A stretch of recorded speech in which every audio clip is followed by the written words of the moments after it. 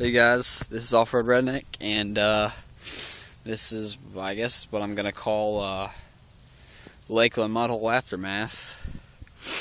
I got a mower covered in mud, and when I mean covered, I mean like at least an inch deep, thick of mud on my my fenders and stuff. See, it's, you know, and you guys like this golf cart and all, but it's not looking too good. You know, there used to be an axle sitting under this thing, and there it is over here. Still got some stuff on it, but so what happened was there was three people.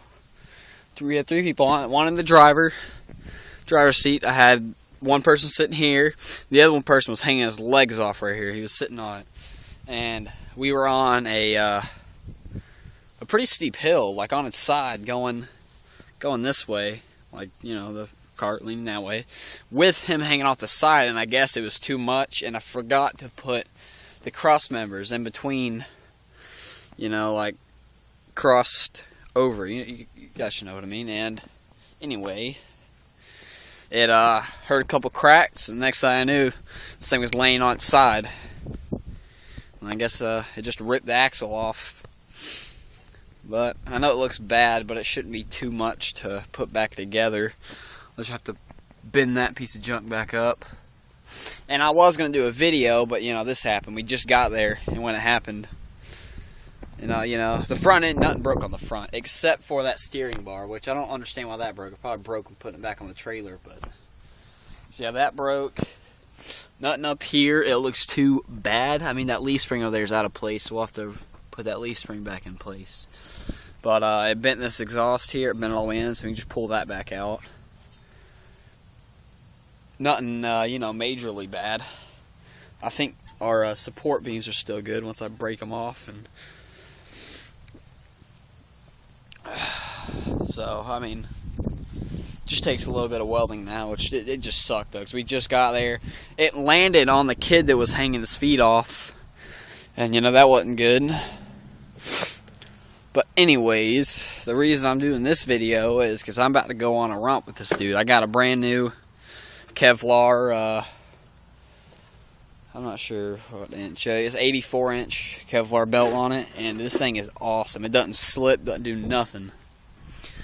I was at the mud hole, and I don't know, I was in mud probably about that deep, just sitting there going, and then I guess a rock got caught in my rear pulley and threw my belt off. And that's one of the reasons I want to get a Peerless 820, to have the top pulley instead of the freaking side pulley, which kills my belts pretty quick. But anyway, I'm going to try. This is a 15 horse, and I kept stalling it. Like, I would have it to the floor in the mud, and it would stall, so I'm going to try and get our 18 horsepower running. I mean, it runs. I've tried, I don't know how to explain this, but, so it'll start up. Give me a second to go there and flip the mower back over. It's off a Craftsman LT1000. It's 18 horsepower Briggs & Stratton, has an oil filter and stuff, and it runs. But like, it'll start up, it'll idle good, but as soon as you start getting on the gas, it wants to, I guess, die out. It just is like, wow, it just sits there and bogs. And I've tried different carburetors. Like, I had one on my mudding mower, it ran fine. I put it on here, and it just, for some reason, wouldn't run right. I redid the valve clearances, it still wouldn't run right. New spark plug still wouldn't run right. I don't know. I'm going to try a new coil. I'm going to see if I can find a new coil for it and put it on and see what it does.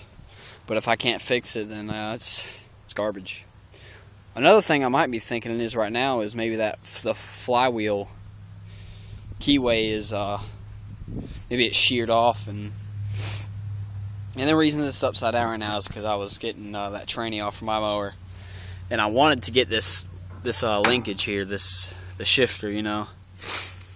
And I love this right here. It has a little ball joint shifting rod thing. It's really cool.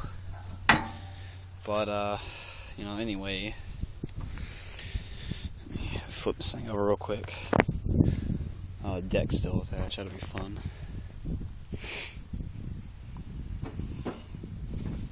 whatever. whatever.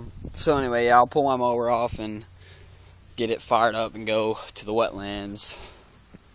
They're not wetlands though, they're just lowlands. We've already had that checked out. And since we had so what he did is, after this thing broke, it was sitting right in the middle of the way where people drive, so we had to pull the trailer over there and throw it on there and get out. It should be so much freaking work to put this thing back together. It's just like starting over again.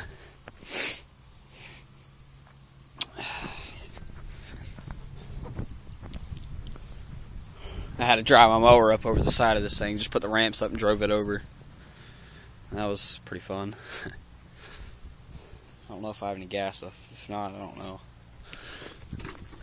Because my carburetor, it needs a needle valve for the float system, and it will leak all the gas into my oil, so I have to change it constantly.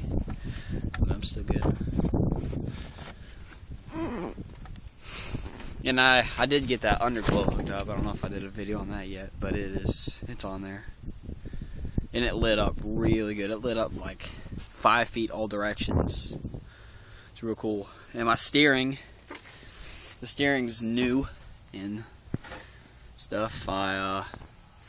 The other rod, this 5/8 steel rod, broke right here before, and that wasn't even my weld. It was just where it broke the rod off. So and it was 2 pieces welded together. So this time what I did is I went to the store, Track Supply, and bought one solid piece that went all the way up, out the top up there. See that, but it came all the way out the top, and I ran it all the way down, so it's one solid piece. It has close to no play now in the steering. I mean, before you could turn it a whole turn before it would even do anything, and it was so hard to drive like that. But yeah, I got it painted a little bit. Broke that. This is, I think, the only part broken on the front was between this steering rod, or the linkage right there that hooks on that shaft at the bottom of that shaft there, and I guess that broke off because that was also attached to the back. So I'll probably have to rip that off and get a new piece for it because it's real bent right there.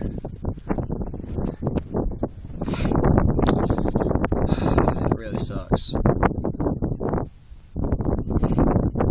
Well, I guess I can get this mower off here if I can and get rolling.